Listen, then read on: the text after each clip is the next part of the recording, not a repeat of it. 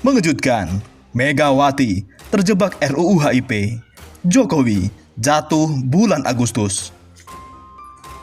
Ini kata Prabowo. Sebelumnya, Prabowo, saya jaga Pancasila sampai titik darah penghabisan. Dari CNN Indonesia, Capres nomor urut 02, Prabowo Subianto, pernah mengatakan Pancasila adalah ideologi yang sudah final di Indonesia. Prabowo menegaskan bakal mengerahkan semua kekuatan pada dirinya untuk akan menghadapi pihak yang berupaya menghilangkan Pancasila.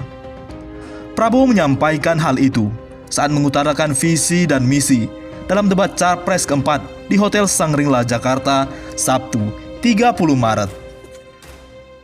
Kalau ada yang mau mengubah ini, Pancasila, maka akan saya hadapi dengan segala kekuatan, tutur Prabowo. Prabowo Subianto masih dengan nada yang tegas menekankan bahwa dirinya mengabdi sebagai tentara selama 18 tahun. Doktrin menjaga Pancasila dan keutuhan bangsa senantiasa dipegang teguh selama aktif dalam kedinasan. Prabowo mengatakan Pancasila adalah ideologi final negara Indonesia.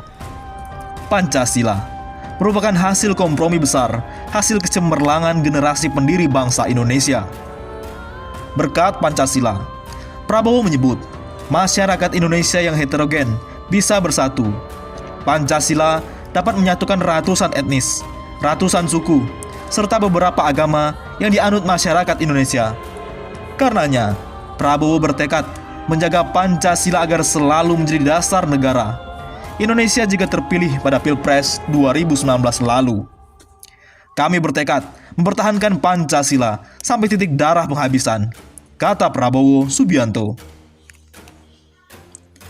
Kondisi sekarang gawat. Megawati terjebak RUU HIP. Jokowi jatuh bulan Agustus. Pengamat sosial, politik dan ekonomi Joko Edi Abdurrahman mengatakan bahwa Ketua Umum PDIP Perjuangan Megawati Soekarno Putri sedang terjebak dalam rancangan undang-undang haluan ideologi Pancasila.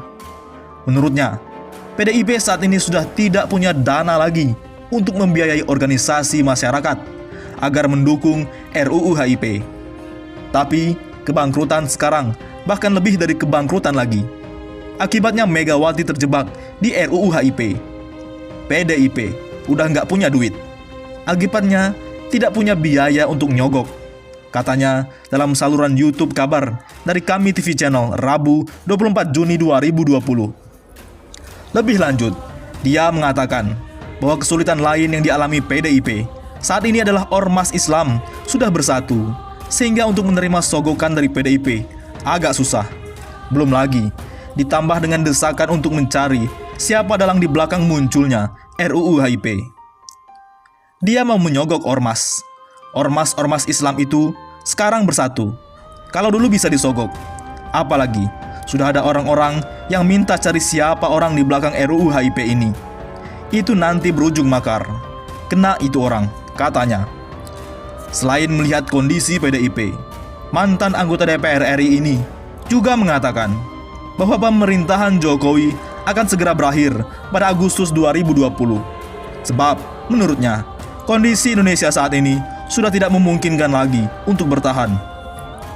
Jatuhnya, kalau tidak kuartal kedua, Q2 itu, sekitar bulan 8, Jokowi jatuh karena Jokowi tidak ada duit lagi. Memang Sri Mulyani bilang, kuartal kedua ekonomi membaik. Tapi, dari mana itu? Sekarang bank mau collab semua, katanya. Dia mengatakan, satu hal yang dilakukan oleh Jokowi saat ini adalah menjaga agar orang-orang tidak kelaparan. Namun kata dia, hal itu hanya bertahan 1 bulan. Dalam keadaan bangkrut, mereka masih mencoba bermain dramaturgi, seolah-olah tidak ada apa-apa. Jokowi sekarang sedang menjaga supaya tidak ada orang kelaparan. Tapi bulan ini masihlah. Tapi 2 bulan lagi, semua orang akan kelaparan. Duitnya habis. Kalau habis, maka mulai menjarah.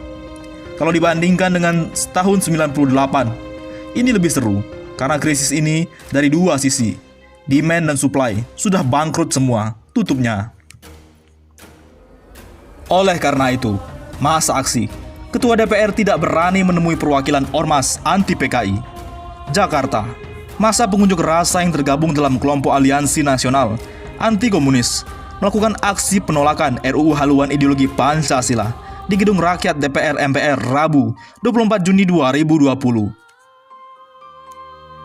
Demonstrasi itu dilakukan oleh gabungan beberapa ormas keagamaan menuntut agar 12 perwakilan massa bisa bertemu dengan Ketua Dewan Perwakilan Rakyat DPR, Puan Maharani, anaknya Ibu Megawati, untuk mengutarakan protes mereka.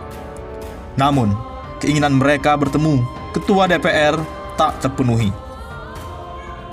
Perwakilan massa yang diwakili oleh Ketua Umum FPI, Ahmad Sobri Lubis, Ketua GNPF Ulama Yusuf Martak, Ketua PA 212 Slamet Arif, dan lainnya, hanya diterima anggota DPR dari fraksi PKS dan PAN, mulai dari Jazuli Juwani, Mardani Alisera, Abu Bakar Al-Habsyi, Bukhari, dan dari fraksi PAN, dikewakili Ali Taher.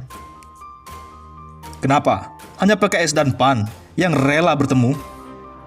Datang ke tempat ini semua, menyampaikan aspirasi masyarakat yang sudah melalui beberapa tahapan, tapi tampaknya masih belum mendapat respon positif dari DPR. Jadi saya sepakat tidak akan membacakan apapun apabila Ketua DPR tidak hadir. Ketua kenapa harus takut hadir? Kata Ketua GNPF Ulama Yusuf Martak. Ketua PA 212 Slamet Ma'arif mengatakan bahwa mereka menginginkan bertemu langsung dengan pimpinan DPR untuk kemudian melakukan audiensi. Jadi pertama, terima kasih kepada kawan-kawan PKS yang memang sudah satu pemikiran, satu sikap dengan kita tentang rancangan undang-undang ini.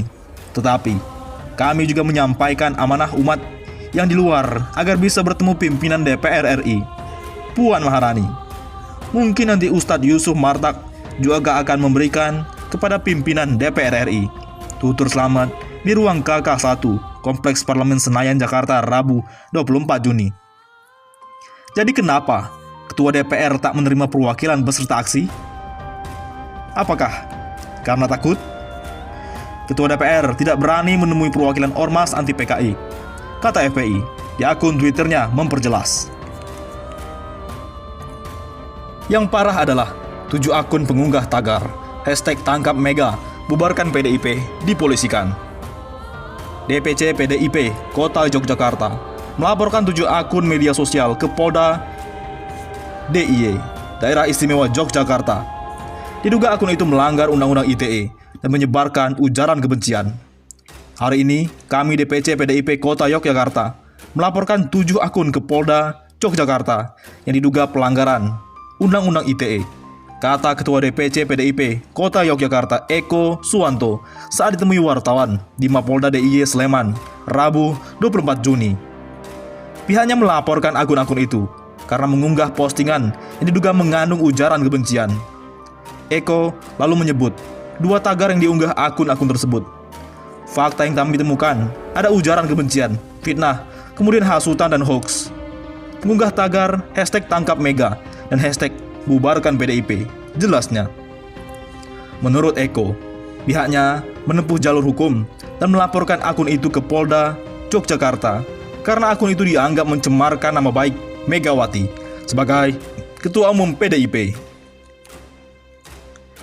Bu Mega ini kan ketua umum. Selain itu, kan beliau presiden kelima. Selain itu, Ibu Mega lahir di Jogja. Menjadi kewajiban kami untuk menjaga harkat martabat Bu Mega dan PDIP dari serangan hoax dan anfitnah, ungkapnya. Ketua Komisi A DPRD Yogyakarta itu juga menyebut tagar itu merupakan suatu kengawuran. Menurutnya menuntut yang diusung di tagar itu juga salah kaprah dan inkonstitusional, sehingga perlu diproses hukum. Eko juga meminta para pihak yang melontarkan ujaran kebencian segera menyerahkan diri. Namun ketika ditanya 7 akun yang dilapor tersebut, Eko enggan membeberkan kepada wartawan. Dia hanya menjawab, besok saja, kan kami update lagi, kilahnya. Dan internal kami minta untuk kader PDIP untuk menjaga harkat martabat partai dan Ibu Mega, pintanya. Kita minta teman-teman kader jangan terprovokasi dan tidak boleh melakukan tindakan di luar hukum, Lanjut Eko. Diwawancarai terpisah, Kabid Humas Polda DIY Kombes Yulianto mengatakan telah menerima laporan. Pihaknya akan segera memeriksa saksi-saksi. Kami telah menerima laporan resmi dari DPC PDIP Kota Yogyakarta, melaporkan akun yang mengunggah postingan yang menurut laporan ujaran kebencian. Nanti kami akan mengambil keterangan dari pelapor dan mengumpulkan petunjuk. Bagaimana? Menurut pendapat Anda?